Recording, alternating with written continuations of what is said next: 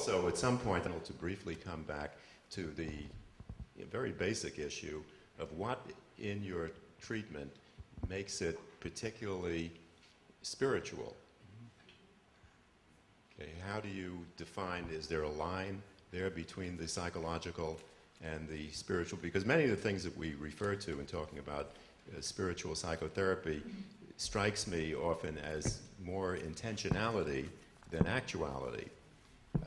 So that I think it's important to be very specific about, what are the actual practices or the issues that you're addressing that are more strictly spiritual. Now, Loch just came back from a non-dual conference. Sounds very exciting. 500 people attended that. So I'm suspecting that you'll have a non-dual, perhaps, perspective on this case, or partially at least. I brought one back for everyone, so we can pass them out. Yes, so I will pick up from that, and thank you, Jeffrey, and Ralph Cramden.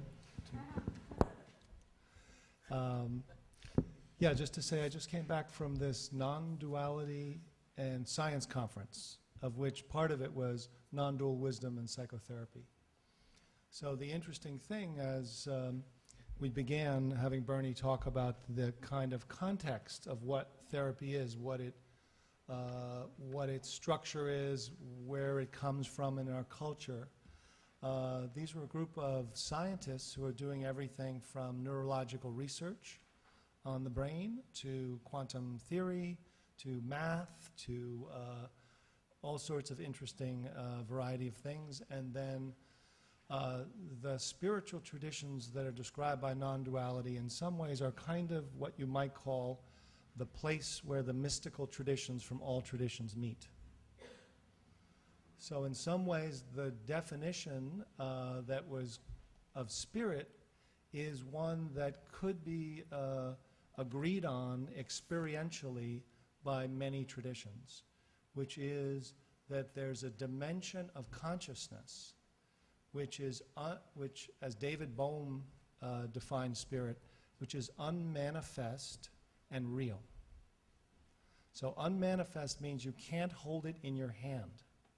That's where the word comes from. So spirit, body, mind, spirit, as dimensions of our consciousness, the spiritual dimension is that which is real but can't be known directly by any of the senses or the mind, and yet can know itself. So this is a little bit of what Jeffrey was pointing to, and often why meditation is needed. Because in some ways, this dimension is what we just call being, awareness. And we all know it. It's equally available in us and as us. It's just that when we go to the mind, when we go to describe it through words, when we even use symbols or images, we're one step into the manifest world. We're one step into the mind, which is part of it. But in some ways, just as kind of Jeffrey invited us, it's almost whether your eyes are closed, everyone has experienced this dimension of being. Some might call it soul, some might call it true nature.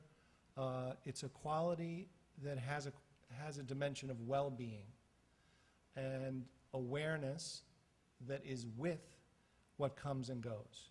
It's with the conditioning of this case. It's with that which is aware of what's here in our minds and in our emotions right now.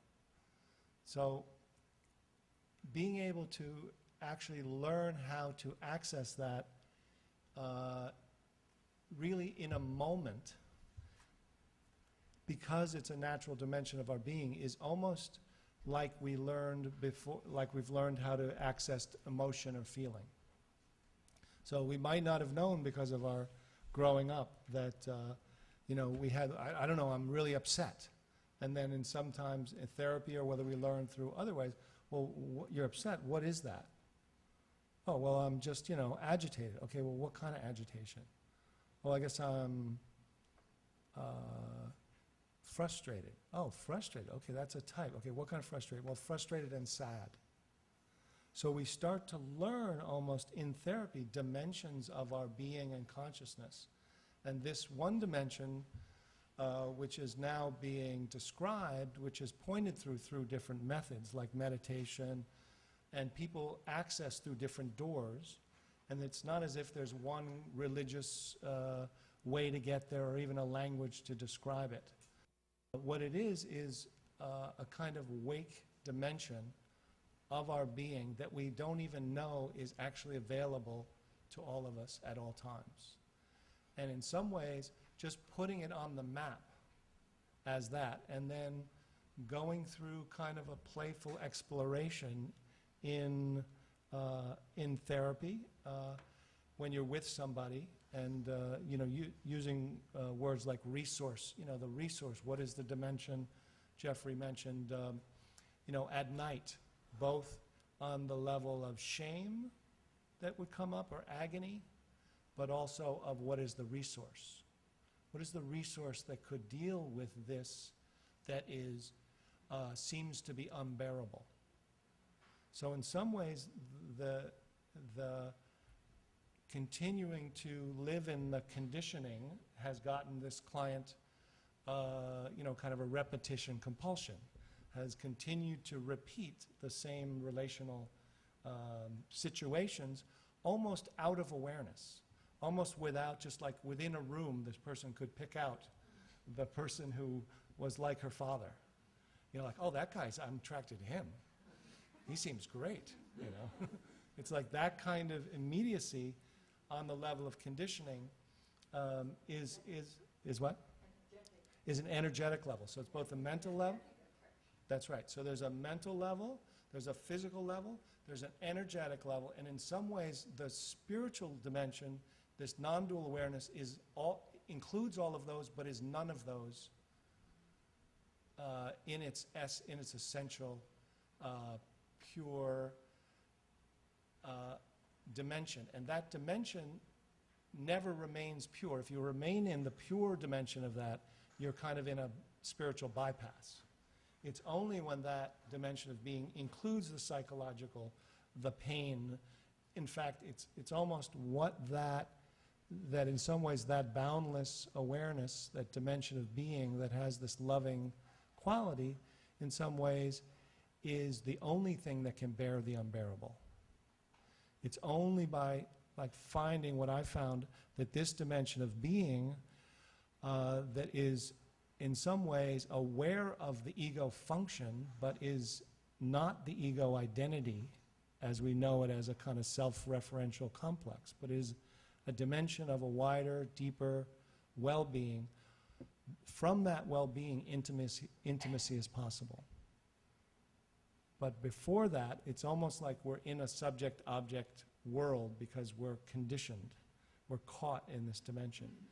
And in some ways, you don't even, once this dimension is included, it's just not another part of, kind of what we do. In some ways, we can't, as therapists, be truly a blank slate. We do bring in with us, our framework. And it shows up in the questions we ask, even the history we take and what we don't take. So in some ways, just being willing to ask the same question is like, oh, I noticed, about feeling level, about story level, about relational level, about emotional level, but also like, oh, well, what else is here? I noticed for a moment there was a smile on your face. What was that? Oh, that was a smile. But was there some other, quality of what was here? And then following that thread of being, it can lead back not just to an experience of a state experience of this kind of non-dual awareness, but it ends up almost being a feeling of a shift to identity. So the identity shift, then when it's mixed with the psychological level, becomes a stage of development, which is a way of that this being is what's seeing. This being is where activity and creativity come from. We're relating. I know that in terms of even talking, being a therapist, as this dimension of being was accessed for me, I know sitting with a client, as both of you have mentioned, that the quality of being in the room with the consciousness, with the person that's there, is so important. And then I remember a time when I first started to play with this, somebody said, okay, now I'm going to tell you the story, and I want to know from you what you have to say. And so as the person started winding down to the end, I can remember all of a sudden it was like feeling very connected, listening, having a sense of presence, and then all of a sudden thinking, okay, there's definitely a not knowing here, but it's not just like the Zen not knowing. It's like I really don't know what I'm going to say. And now I really don't know, and I'm staying with this being, this connection, this sense of being with and trusting, and all of a sudden not knowing, having no idea, and then they finish, and what seems like an eternity happens, and then something comes out and is said. And the amazing thing, I can't even remember what it was that was said, and it wasn't even the insightful nature of what was said, but it was where it was said from that the person just dropped into themselves and went, yeah, okay, right. And then you could feel and see their center drop from their head to their heart. And from there, they started laughing and saying, huh, it's amazing, these masks I just play all the time. And they started to kind of be able to talk about a dimension of their own being caught, that they were now seeing from this dimension of being. That they were laughing because they had their boundless dimension of what we would call wisdom, really, in the West. Their wise inner teacher was now talking about how they play these games and these roles, and isn't it funny how I end up doing the same thing all the time. Boy, I do this, and then I do that, and oh, I see, they go like, and started to become, as this person said, the wisdom came from them.